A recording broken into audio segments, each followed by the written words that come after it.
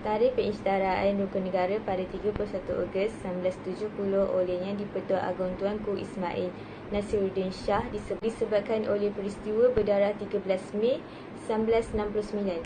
Tujuan pengisytiharaan ini adalah untuk memupuk semangat perpaduan antara berbagai kaum dan menjamin ketenteraman negara daripada penjajahan luar. Kepercayaan kepada Tuhan yang dimaksudkan ialah bangsa dan negara ini telah diwujudkan atas kepercayaan yang kukuh kepada Tuhan. Melalui kepercayaan beragama inilah akan menjadikan bangsa dan negara ini sebagai satu bangsa dan negara yang berdaulat. Selain itu, ketidaksamaan agama boleh meruntuhkan kepribadian seseorang dan merosakkan bangsa dan negara. Tanpa kita sedari betapa pentingnya keteguhan pegangan agama masyarakat terhadap ajaran agama masing-masing. Prinsip ini telah dipilih sebagai prinsip pertama dalam rukun negara. Kami mengambil topik ini kerana hedonisme ialah salah satu pemikiran yang boleh mengganggu-gugat rukun negara yang pertama, iaitu kepercayaan kepada Tuhan. Remaja kini tidak mengambil berat berkenaan rukun negara maupun maksud rukun negara, walaupun acap kali diulang. Remaja mengambil kira rukun negara sebagai satu perkataan yang sengaja dilontarkan. Jadi, di dalam kajian ini, kami ingin mengenal pasti kefahaman remaja tentang budaya hedonisme dan persepsi remaja tentang hedonisme kepada rukun negara.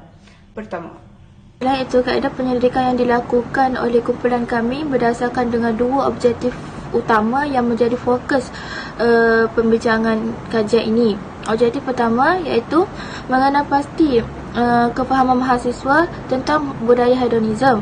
Objektif yang kedua pula mengenal pasti persepsi mahasiswa tentang ancaman hedonisme terhadap rukun negara.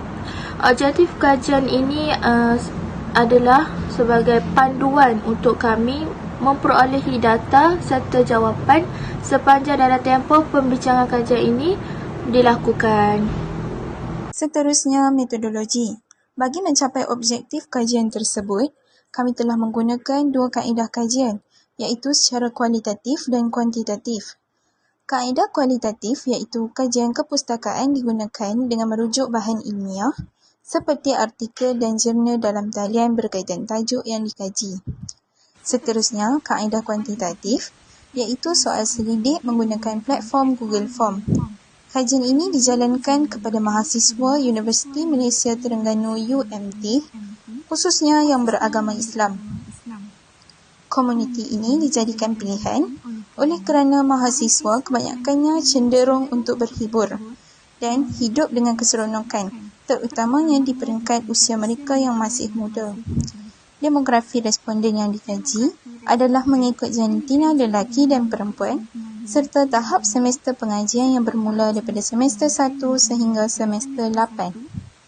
Okey, seterusnya kita sambung kepada bahagian refleksi. Sepanjang kami melaksanakan kajian ini, kami terdapat 5 refleksi, iaitu yang pertama, kami mengetahui cara untuk berkomunikasi dengan responden dalam keadaan yang baik, dan yang kedua, kami diberikan pendedahan untuk bagaimana cara menulis rujukan mengikut format APA, dan yang ketiga, kami dapat mempelajari bagaimana cara untuk mencipta soalan daripada soal selidik yang akan diedarkan kepada responden, dan yang keempat, kami mengetahui iaitu perkembangan isu hedonisme dalam kalangan responden, dan yang terakhir iaitu kami mengetahui cara bagaimana untuk menganalisis data dapatan kajian daripada soal selidik yang diedarkan. Seterusnya, bahagian solusi. Terdapat 3 solusi yang kami keluarkan melalui kajian yang dilaksanakan. Okey, yang pertama iaitu pengukuhan jati diri dengan nilai-nilai Islam dalam jiwa mahasiswa.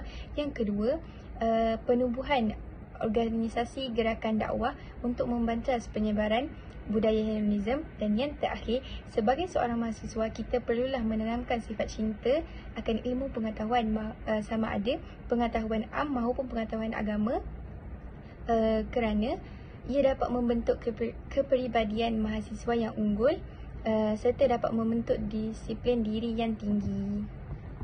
Kajian mendapati bahawa majoriti responden mengetahui dan memahami budaya hedonisme serta ancamannya kepada rukun negara yang pertama, iaitu kepercayaan kepada Tuhan. Daripada 30 orang responden yang ditemui, 22 orang responden sama ada dengan 73% mengakui bahawa mereka faham yang kurang penghayatan terhadap rukun negara pertama adalah punca berlakunya hedonisme. Kepercayaan kepada Tuhan dijelaskan sebagai rakyat Malaysia harus mengakui bahawa Tuhan melebihi kuasa yang lain, seperti mana yang dikatakan oleh Majlis Keselamatan Negara. Antara aktiviti atau amalan yang boleh terlibat dalam budaya hedonisme tanpa kita sedari ialah penganjuran konsep hiburan yang berlebihan, rancangan televisyen yang melibatkan hiburan semata dan juga carian di media sosial yang bertepatan dengan nyanyian dan lagu. Ringkasnya, responden memahami tentang hedonisme yang dibincangkan. Seterusnya, daripada 30 orang responden, seramai 21 orang responden iaitu 70% bersetuju bahawa hedonisme boleh mengancam kepercayaan kepada Tuhan. Pergaulan bebas berpunca daripada hilangnya takut kepada Tuhan telah dipersetujui oleh majoriti responden. Seterusnya, sering meninggalkan tanggungjawab kepada agama apabila keluar bersama rakan tidak dipersetujui oleh 19 orang responden iaitu seramai 63%. Sedangkan trend fashion musim moden bertujuan kecantikan dan fashion sahaja, yang mana kenyataan ini diakui oleh 13 orang responden iaitu seramai 43%.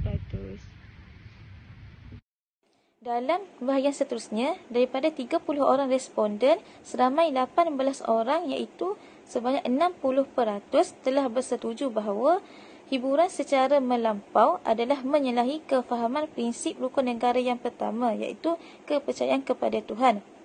Kemudian, pematuhan terhadap kepercayaan kepada Tuhan ini adalah salah satu cara gaya hidup yang baik dan ianya telah dipersetujui oleh seramai 24 orang responden iaitu sebanyak 80%.